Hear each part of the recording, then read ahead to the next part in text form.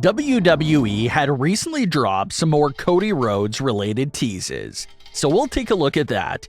We'll see what a WWE legend had to say about his daughter facing Charlotte Flair, and a crazy story with Rey Mysterio. Let's start things off with everything related to Seth Rollins' WrestleMania plans and direction. By now, it's no secret, every WWE fan is well aware about the Seth Rollins versus Cody Rhodes rumors. Even the live fans for Raw in Jacksonville were chanting for Cody Rhodes when Seth Rollins appeared on screen, so this has become a very popular rumor by this point. Only issue is that we're only 2 weeks away from WrestleMania, and the highly rumored match still isn't confirmed. So fans don't really know whether or not to get hyped for the match, or if WWE is just playing around and it's not happening. No one is too sure right now. A couple of trusted wrestling insiders that first broke the story of Ronda Rousey's return and the WWE title unification match posted before Raw that Cody Rhodes versus Seth Rollins was basically a lock. So when Raw came around after those messages went up, there was an extremely amount of hype surrounding Cody Rhodes, and fans believed that he was going to show up on Raw. Cody showing up on this edition of Raw actually made sense when you look at where the show was at. This edition of Raw was in Jacksonville, Florida, which was considered to be the birthplace and hometown state of AEW. So it would be a very WWE-like move to reintroduce Cody Rhodes in the home state of AEW. Everyone thought that it made perfect sense. So we see Kevin Owens talk to Seth Rollins about how Seth needs to be creative and think of a way to include himself at WrestleMania, the same way he did with calling out Stone Cold Steve Austin. Seth's face lights up with the idea, and he heads to the ring.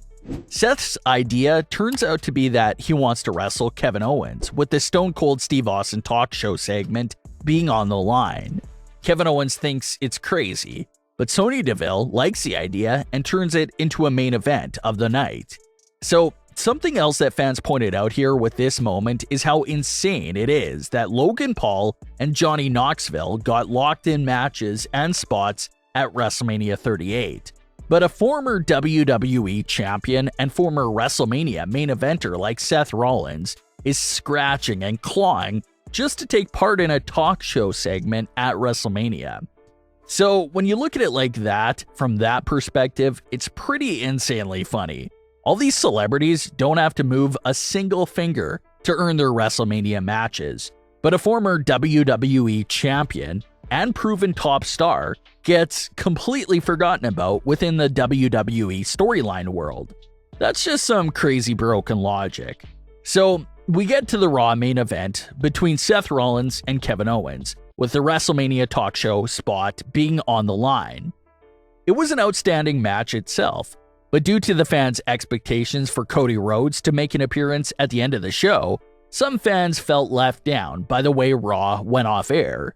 Everyone expected the closing moments of this edition of Raw to feature that big Cody Rhodes appearance and payoff for this Seth Rollins not having a WrestleMania opponent storyline. But it unfortunately didn't happen.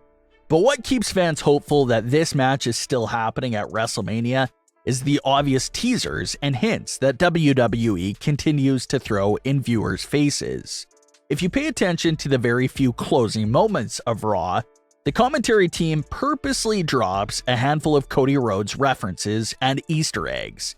They said that Seth Rollins' WrestleMania plans have been dashed, which is another reference to Cody Rhodes' dashing persona from his early days in WWE. The commentary also mentioned how Seth's dream has been a nightmare, another reference to one of Cody Rhodes' post-WWE personas of being the American Nightmare. So it's become one of those things where WWE is basically confirming it with their hints and teasers like that. But at the same time, they're stretching it out to keep building up that suspense and hype. But how far is WWE willing to stretch it out? Well, Seth's storyline right now is getting a lot of comparisons to John Cena's storyline from WrestleMania 34. Cena spent the build-up to that WrestleMania calling out The Undertaker, but Taker never appeared on Raw leading up to WrestleMania to accept the challenge. So the match was never technically confirmed or advertised for the card. Cena would show up to WrestleMania 34 as a fan and intended to just cheer at ringside the whole night long. But then he got word that Undertaker was backstage and he ran to the back to get changed.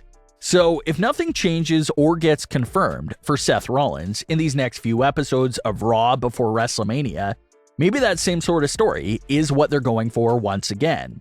Seth Rollins would show up to WrestleMania without a match, maybe gets his own segment to do an open challenge, and that would be accepted by Cody Rhodes. That seems to be the best case scenario. Maybe they're throwing these teasers and hints at us, but they're saving that big Cody Rhodes return for WrestleMania itself. Maybe that can be the idea here too. They just don't want to waste the return on a regular edition of Raw. Everyone saw how AEW was criticized for Jeff Hardy's debut falling a little flat. So maybe that's what they're trying to avoid and want to save it for WrestleMania itself. So it's been a crazy few weeks for Cody Rhodes rumors. But apparently, everyone in the wrestling insider scene says that this match is locked in.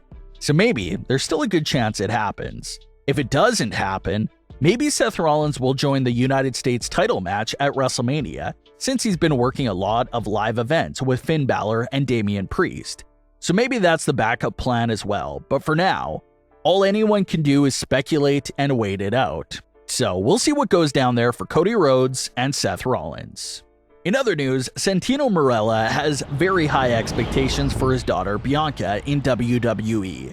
Santino was one that first broke the news that Bianca was signing with WWE and was starting in the Performance Center. Bianca has been wrestling for a few years, always wanted to follow in her father's footsteps, so she's dedicated and committed to wrestling.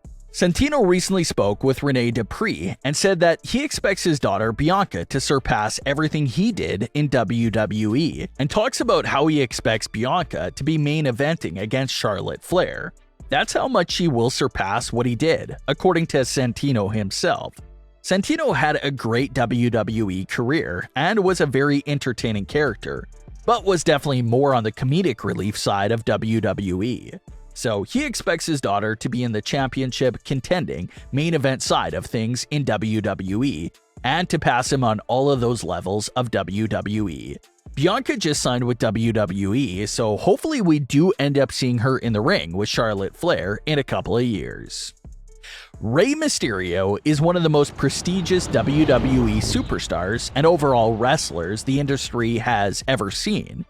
He even recently graced the cover of WWE 2K22 and had an entire showcase mode within the game based on his career dating back to nearly 25 years ago. But a former WWE referee recently revealed a story on how Rey felt disrespected dating back to just 2019. Rey Mysterio and his entire family was allegedly denied entry into the WrestleMania 35 after party because he didn't have enough wristbands for his whole family. Rey was a bit shocked. You would think that someone with his name value would just be given access to the party, regardless of wristbands. But that wasn't the case at all here. But what are your thoughts on today's stories?